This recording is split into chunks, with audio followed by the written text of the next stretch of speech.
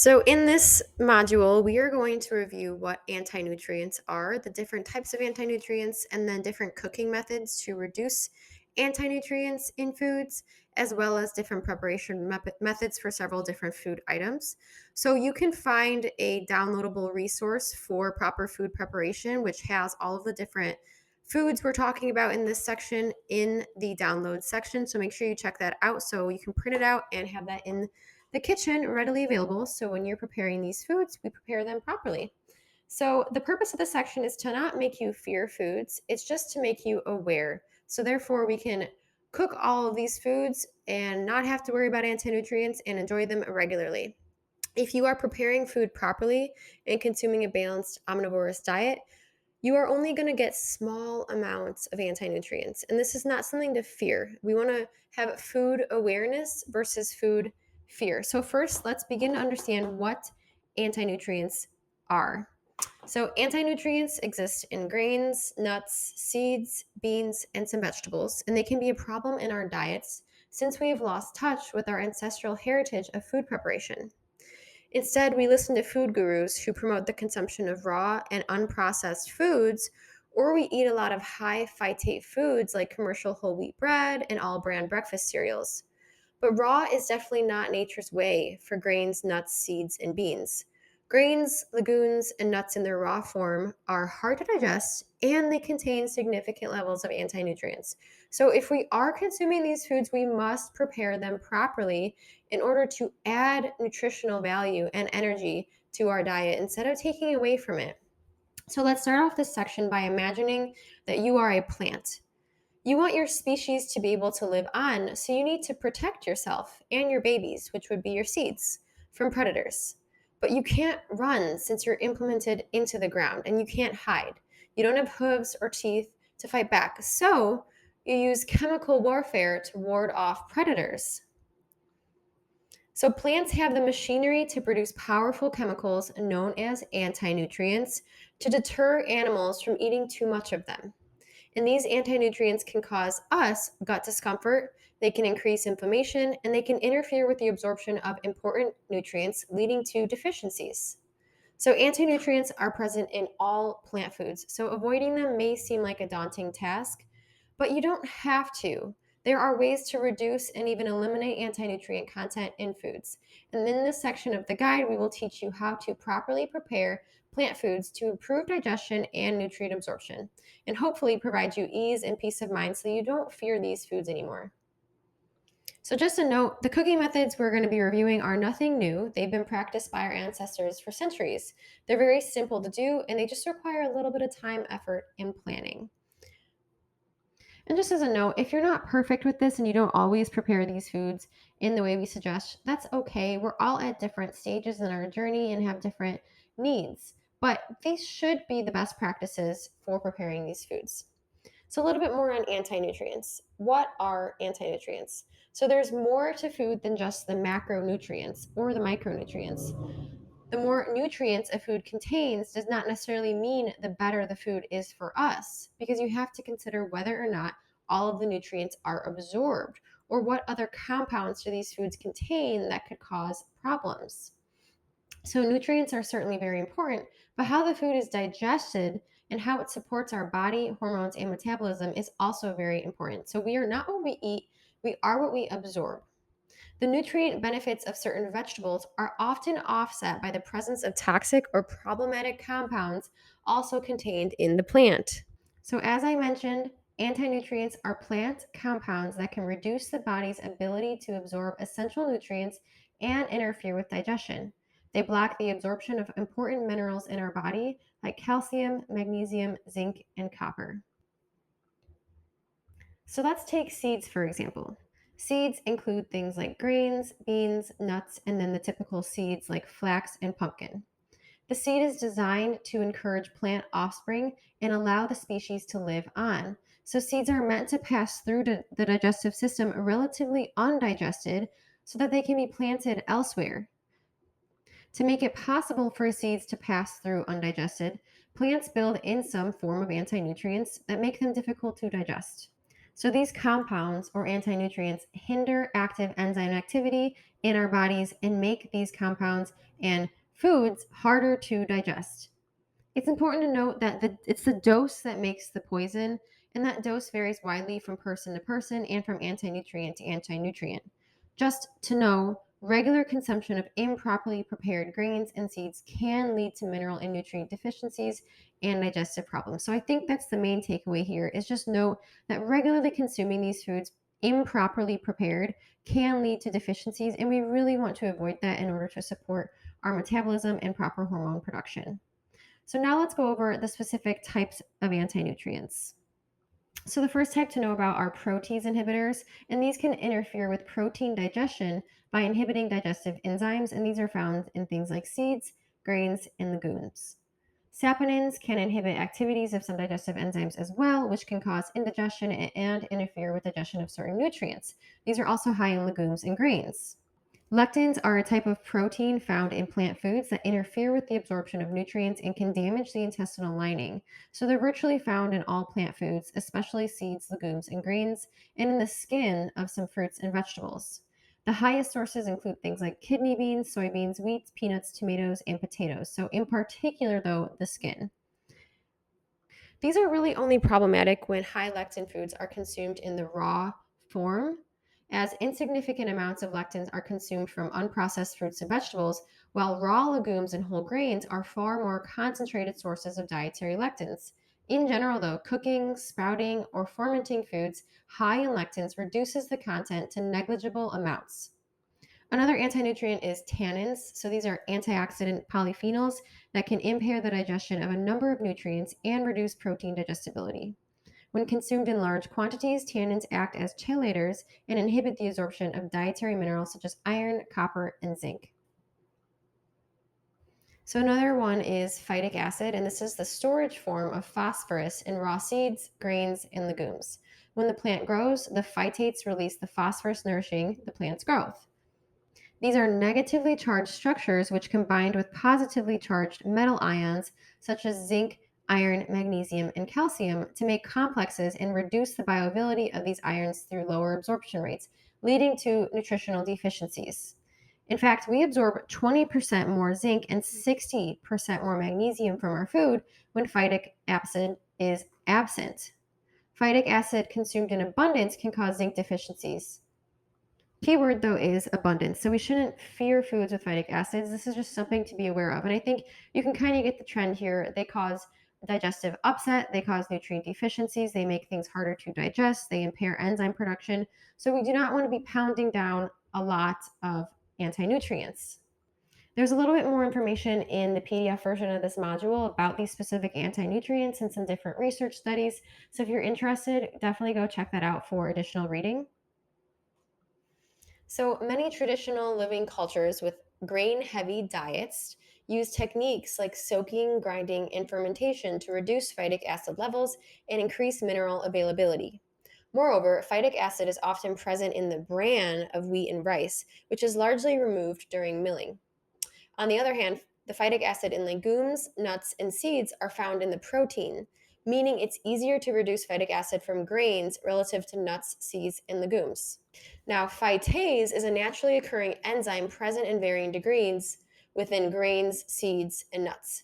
When properly activated, this enzyme, phytase, works to break down the phytic acid, which helps release beneficial nutrients by making them more bioavailable. Unfortunately, just cooking is not usually enough to adequately release phytase and reduce phytic acid. Phytase requires a few conditions to be activated, such as moisture, a slightly acidic environment, warmth, and time. So there are 3 simple methods for properly activating phytase and preparing and creating this necessary condition to reduce phytic acid, and that's sprouting, soaking, and souring. So, soaking whole grains, for example, fulfills all of the requirements to activate phytase.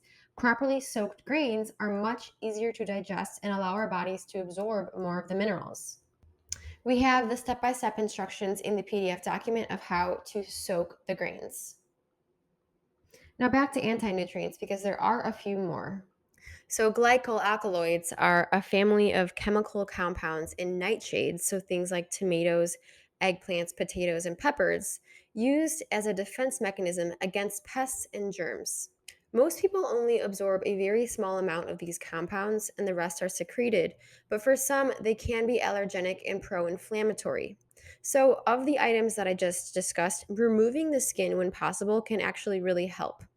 Goitrogens are another one, and these are substances that suppress thyroid function by inhibiting the formation of thyroid hormone directly. They are found in all cruciferous vegetables like soybeans, broccoli, cauliflower, bok choy, cabbage, and Brussels sprouts, and especially in the brassica family. So, early animal and cell models demonstrated goitrogens can inhibit the thyroid's utilization and uptake of iodine. Thus, eating a lot of these raw veggies can suppress thyroid function, leading to a slower metabolism and impaired hormone production pretty directly. And finally, oxalates. So, oxalates bind to dietary calcium to form calcium oxalate crystals, preventing the absorption and utilization of calcium in the body. This is a huge problem. Raw cruciferous vegetables like kale, spinach, broccoli, cauliflower, and radishes have very high levels of oxalates. For many people, oxalates are not a problem, but there are some people who are extra sensitive. So it's helpful to know the oxalate content of the highest foods, which would be raw spinach for sure, boiled spinach, even raw potatoes, and then boiled potatoes do have some oxalates, but you can see much, much less than raw spinach and even boiled spinach. So, like I said, most people are fine with oxalates, especially if these foods are cooked properly. Like, for example, boiling beets and potatoes significantly reduces the oxalate content, and if you consume adequate whole food calcium sources, oxalates are not much of a problem at all. So, a quote here from a study: cooking oxalate rich foods, as well as consuming adequate amounts of calcium and potassium, demonstrate efficiency in significantly minimizing available soluble oxalate from dietary sources.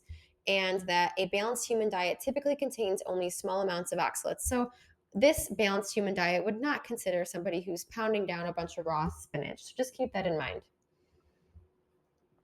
And now there is a pretty cool relationship between oxalates and calcium, like I mentioned. So, consuming adequate calcium helps to reduce oxalate absorption, which is just another reason to consume whole food calcium sources. Calcium actually binds to oxalates in the gut and reduces the amount that our bodies absorb. So, pairing high oxalate foods with calcium rich sources may offset soluble oxalate absorption.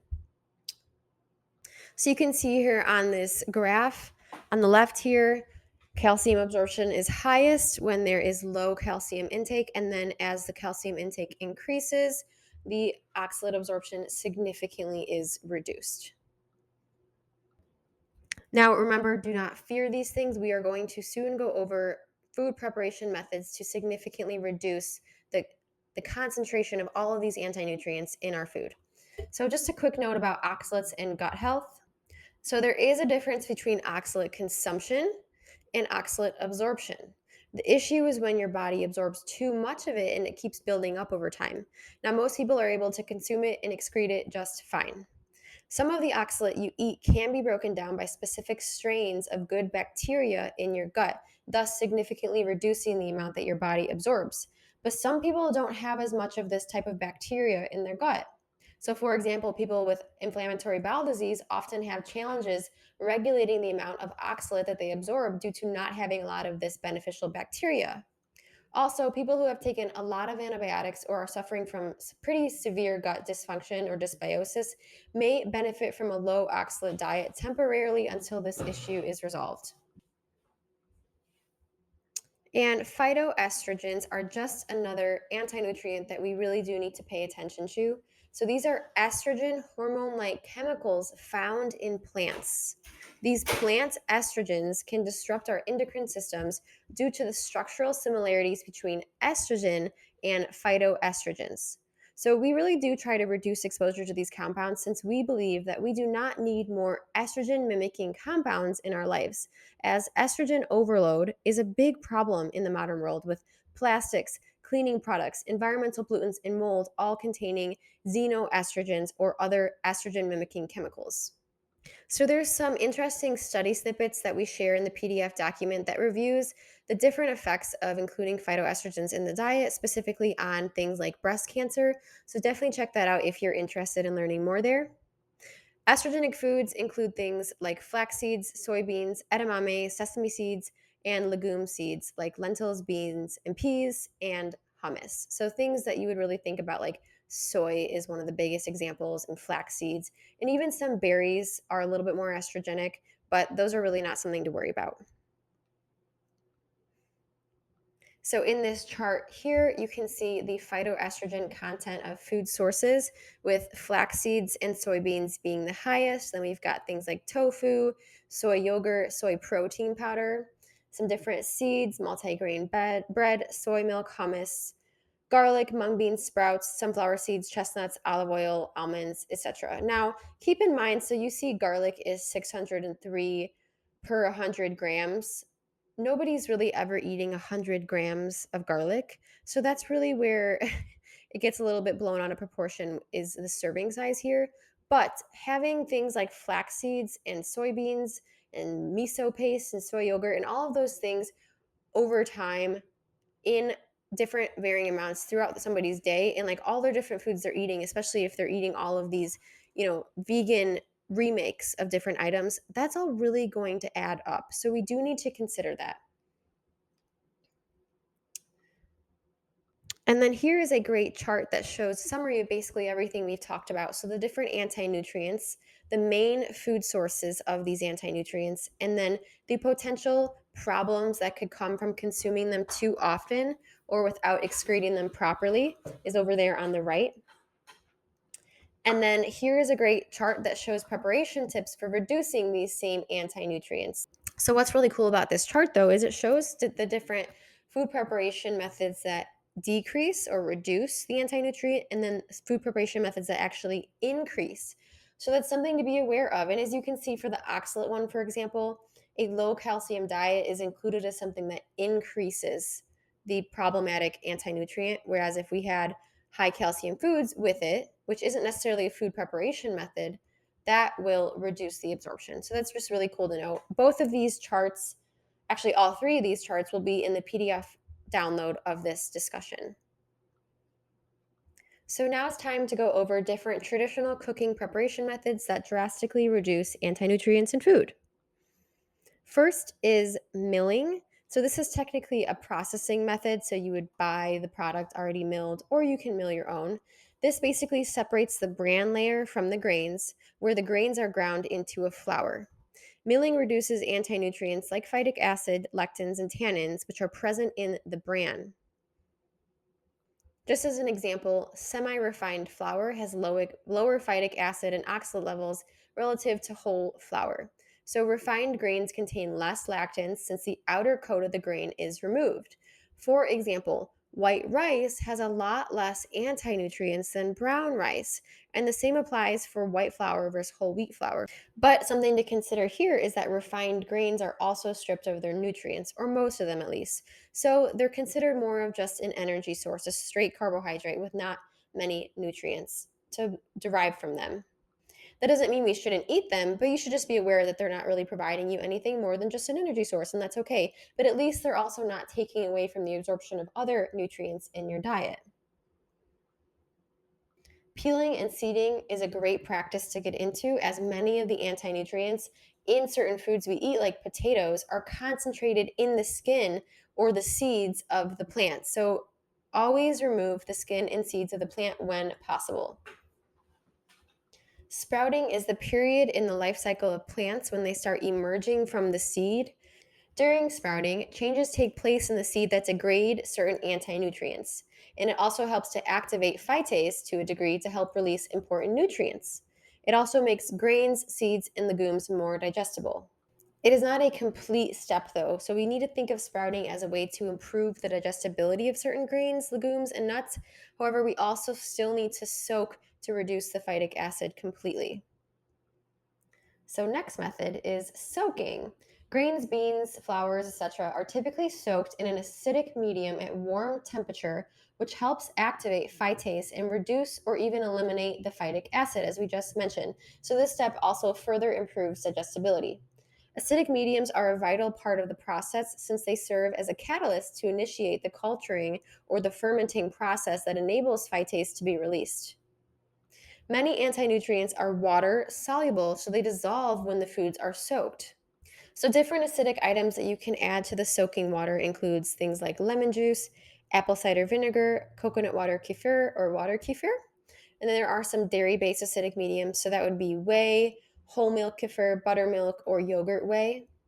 And a basic rule of thumb is to use 1 teaspoon mixed with 1 cup of warm filtered water. So 1 teaspoon of the acidic medium mixed with 1 cup of warm filtered water, or depending on how much you are actually using. So, when soaking, the grain or rice will absorb some of the soaked water. So, then when you do end up cooking it, you usually do not need to add as much water to the pot because it'll be a lot more hydrated to begin with. So, fermenting is a controlled process where microorganisms like yeast or bacteria break down food components, like glucose, for example, into other products like organic acids, gases, or alcohol, producing chemical changes. And this method of food preparation was initially used to preserve foods, improve flavor, and eliminate and reduce anti nutrients.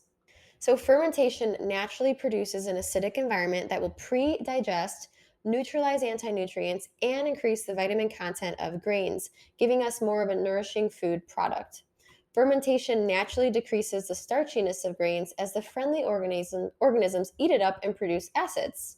So, this is a necessary step for making traditional sourdough bread, as the fermentation step degrades anti nutrients in the grains in the flour and increases the availability of several nutrients.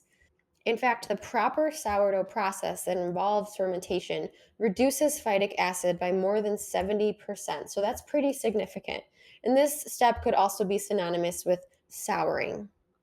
So, something to remember here is that soaking is the beginning of the fermentation process. So, you could potentially just continue the soaking process until your grain or your flour has fermented.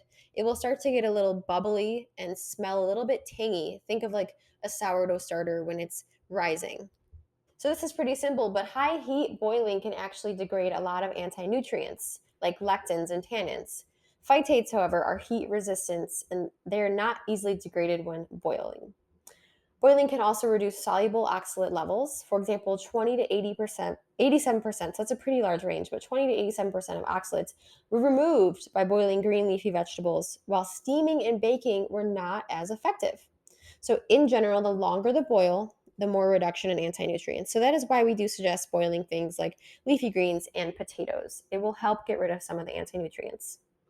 So there are some considerations when consuming squash due to anti-nutrients and the fact that squash have, you know, skin and seeds. So check out the PDF version of this talk for specific steps on how to prepare all the different squash. We go into detail about each one, so there's a lot of varieties of squash.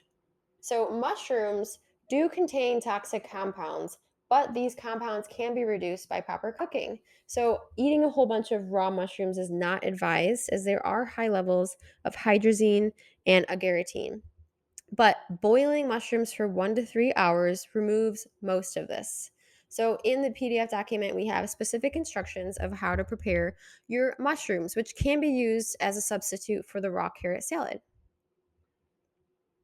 Now, when we're thinking about bread and regularly including bread in our diets, we really have to consider how it was prepared. And properly fermented sourdough bread is the best way we can be consuming bread. So, traditional sourdough bread requires just 3 ingredients: salt, flour, and a sourdough starter. And the starter process, which is basically adding water to flour, soaks and ferments the flour. We don't need any weird additives here, any fortified ingredients, or instant yeast. This does just take a little bit more time and proper preparation and fermentation, which is a method that we just discussed. So, the longer fermentation breaks down anti nutrients and makes the nutrients in bread more bioavailable. So, you're actually getting more nutrients from the bread product and reducing the anti nutrients when you consume properly prepared sourdough bread. So most normal bread varieties contains high levels of phytic acid, which will block absorption of certain nutrients in the grain. The fermentation of sourdough bread neutralizes a lot of the phytic acid, with a 62% reduction in phytic acid levels on average.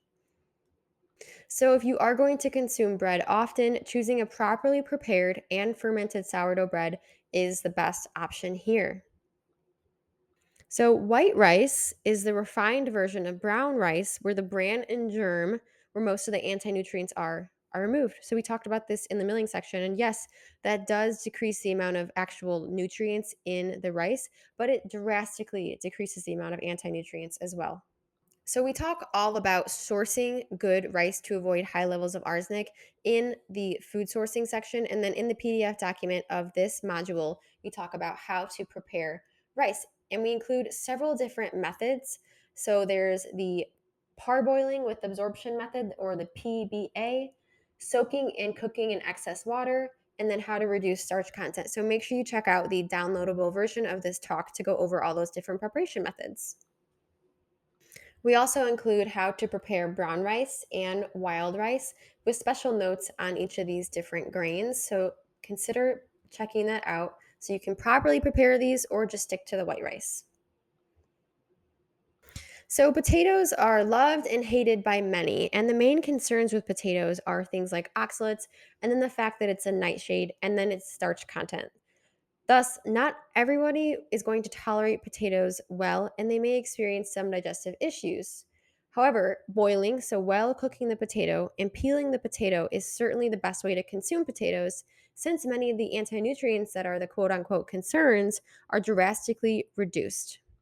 The anti nutrients, potential allergens, and toxins of potatoes are largely concentrated in the skin. So, if you do have issues with potatoes, try consuming them without the skin. In fact, even try peeling the skin before you boil them so you're just boiling the potato and not dealing with anything that's in the skin. So, boiling actually reduced soluble oxalate content of potatoes by a range of 30 to 87%, with higher percentage being reduced for the longer boiling time. In comparison, baking does not result in any oxalate loss. So that doesn't mean that having baked potatoes from time to time is a bad thing, but if you're consuming potatoes regularly, we should be boiling them first. And you can still boil the potato and then put it in an air fryer or bake it after that to get that crispy outside that we all know and love.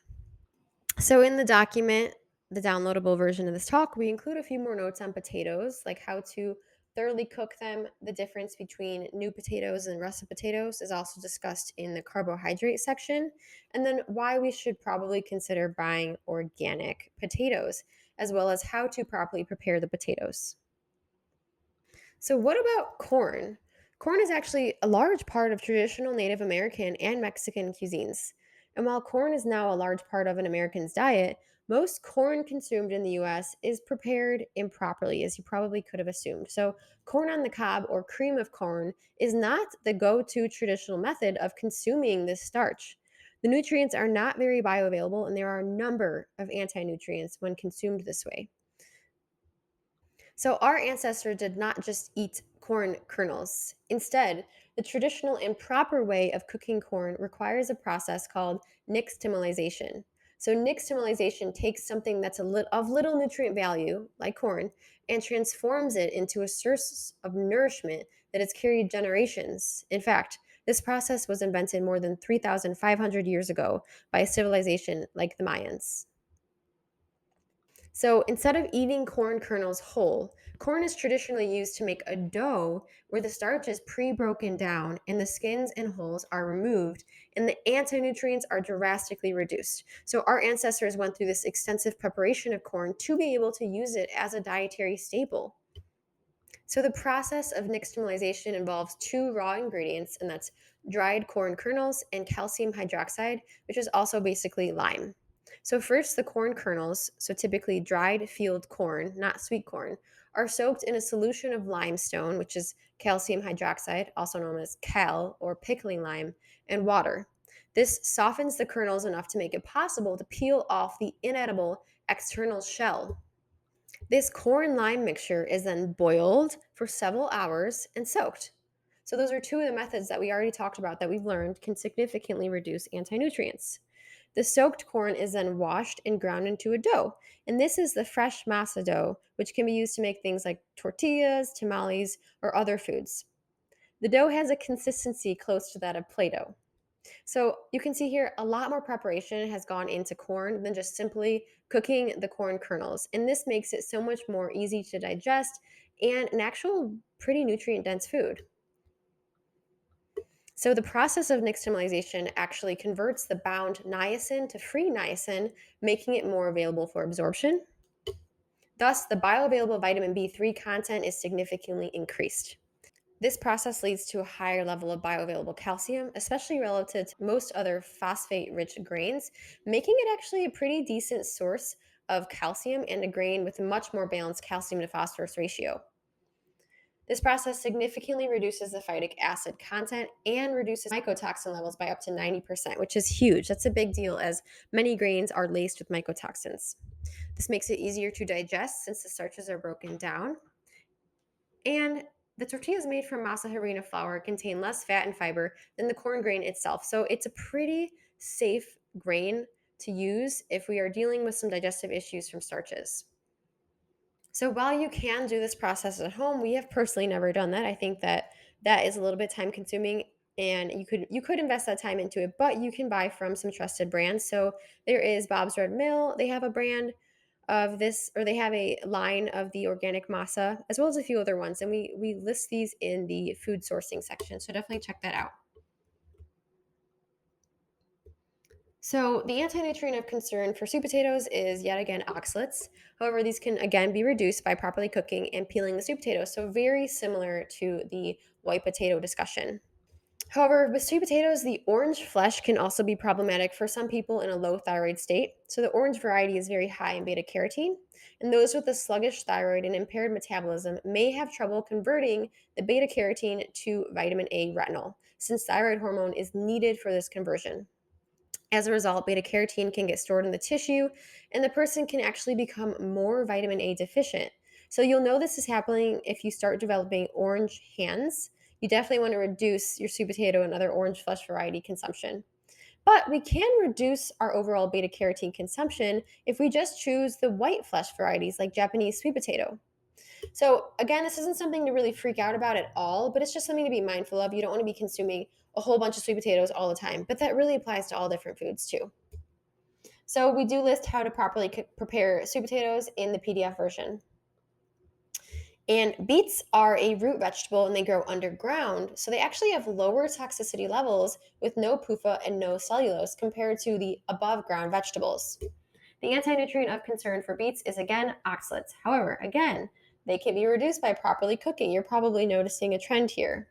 Beets are actually pretty awesome. They help our livers detoxify. They contain antioxidants. They're high in folate, potassium, and manganese. So don't avoid beets because people have told you they're high in oxalates. Cook them properly and see how they turn out for you.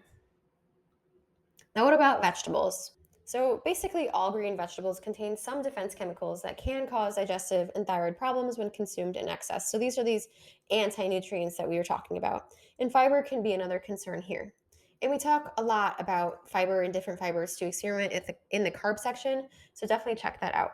So, when in doubt, cook your vegetables for a long time and consume them with healthy fats to improve nutrient absorption. Never raw. So somebody could be concerned that cooking veggies for too long will increase or reduce the amount of nutrients available in the vegetable. However, we shouldn't be relying on vegetables as our main source of nutrients anyway. And if cooking it for a long time reduces the anti nutrients that can compete with absorption of minerals and nutrients in other foods, we definitely want to go that route. And we can also avoid these harmful compounds affecting our guts negatively.